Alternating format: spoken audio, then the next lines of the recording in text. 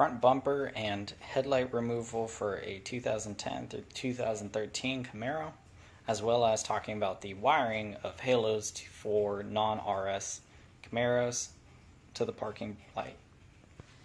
Some of the tools you'll need: screwdrivers, pliers, a 10mm socket, a 7mm socket, a small extension, a T20 Torx bit, socket wrench, and a light. Some of the first things you'll need to do: there are 6 plastic clips holding the top of the bumper in place, as well as a 10mm bolt, which you want to loosen to finger tight, but you do not want to remove this until the very last step. Next, you'll want to enter your car and turn the steering wheel completely to the right or to the left, depending on which side you're working on. Here I'm showing the example on the left side of the car, on the driver's side. So I've turned the car all the way to the right so that the space between the tire and the inner well is large enough that I can fit my tools in. You want to remove the 3 Torx bits using your T20 Torx bit. There's 3 along the edge. Already pre-loosen these. Then you're going to want to pull the fender liner out so you can see on the inside. Now, about the same height as the side marker, you have a 10mm bolt behind this bolt. And then you also have another 7mm bolt here. You have another 10mm bolt there in the background, as well as another 10mm bolt there, and one at the very top, which I'm trying to show, which is incredibly difficult to get to. It's also hard to show due to the fact that the light does not reach there entirely well. But that bolt is right about at the crease of the fender. So in order to get a tool up there, what I found I had to do was place the tool completely flat, place the extension on first, and line it up using my fingers to find it.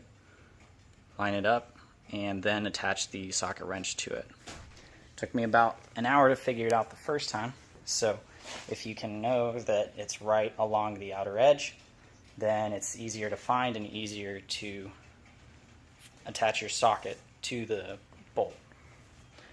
After removing the 3 along the side on the inside, so the 2 here, the 1 here at the top, as well as the 2 along this side of the side marker. So there's a 10mm behind that, behind this screw, and then there's the 7mm. Once those are removed, this side of the bumper is finished on the removal. You don't need to do it on the opposite side.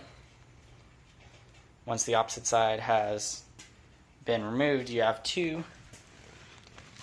10mm bolts on the bottom.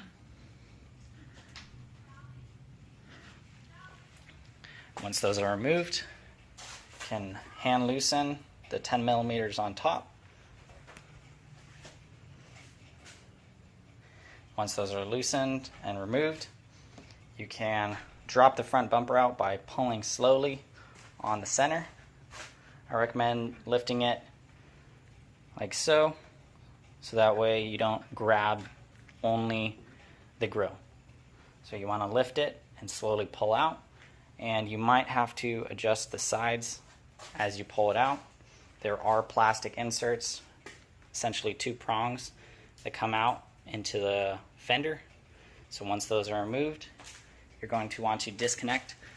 Here's a lighting clip on the passenger side that goes to the side markers. Where the passenger headlight is, almost directly below it, in the centerpiece here, there's a plastic electrical connection that you can reach once you remove this side of the fender liner.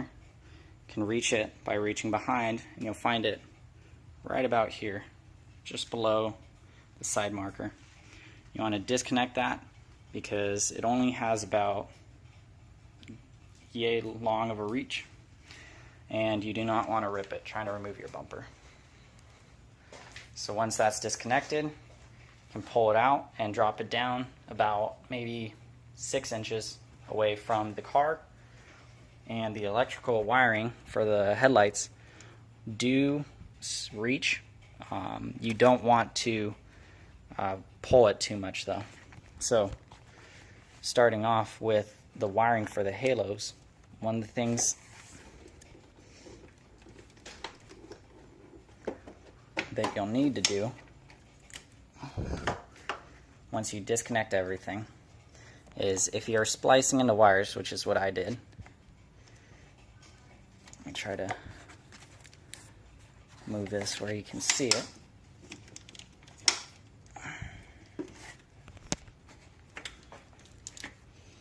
Alright,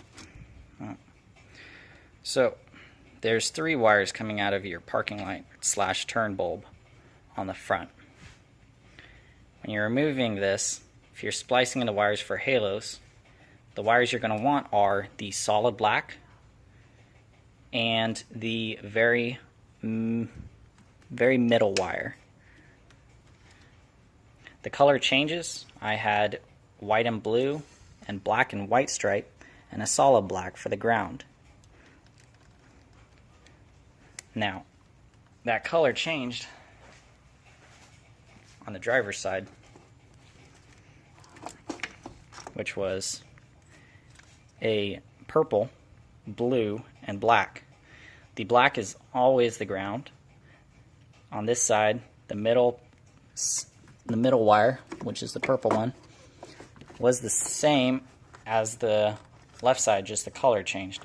So you need to make sure that you select the right wiring.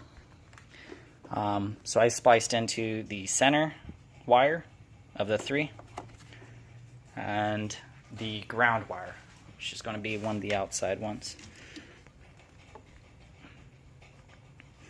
And then what that does is, whenever if you want just the halos on, the parking lights will be on at the same time, but they will be dimmer. Sorry, it will be dimmer than normally would be, since now you're using some of that power to go to your halo rings. So you're going to want to make sure that you don't accidentally connect it to your turn signal, because otherwise what will happen is, when you go to turn your halos, or turn your turn signal on, your halos will flash with it. Now if that's what you want, then by all means, but you'll know when you've spliced in the wrong wire. So I go turn to parking lights.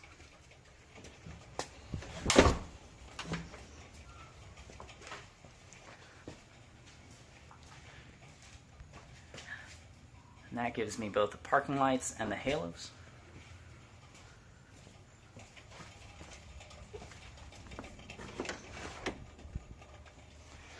And now if I go to full headlights, and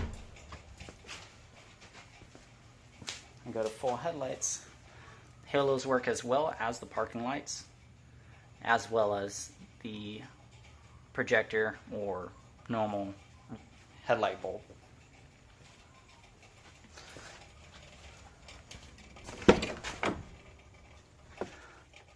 And I can place it back on parking lights, putting the key in,